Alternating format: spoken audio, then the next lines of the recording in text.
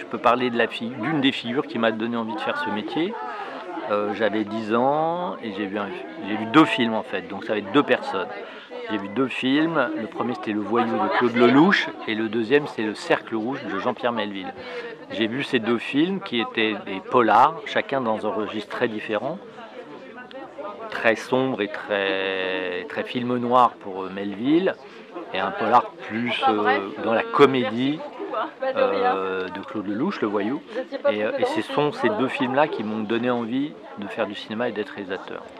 Donc ces 2 figures tutélaires un peu de ma cinéphilie et de ma vie même, entre Lelouch et Jean-Pierre Melville, qui étaient quand même des cinéastes extrêmement opposés dans le fond, dans la forme, dans leur manière d'envisager le métier.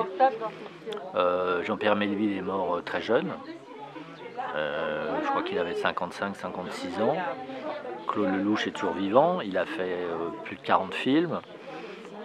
Voilà, donc ce sont 2 carrières très différentes, mais qui me passionnent chacune dans leur registre.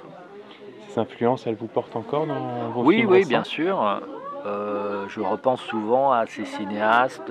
Je repense souvent à Claude Lelouch dans l'énergie qu'il a, dans le bonheur qu'il a quand il tourne.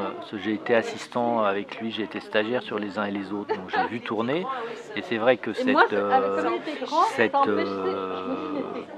cette énergie qu'il a, cette joie qu'il a sur un plateau à tourner, c'est quelque chose que j'ai moi aussi, je pense, et que j'essaye de communiquer à mes comédiens.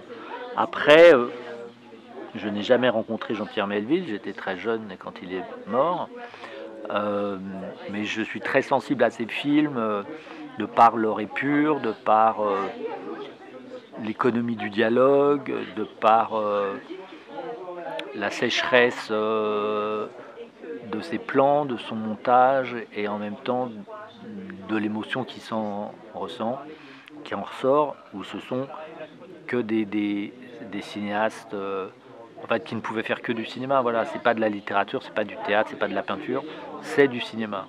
Alors c'est aussi un peu de tout ça à la fois, mais c'est des gens qui ne pouvaient être que cinéastes et qui pouvaient ne s'exprimer qu'en faisant ça.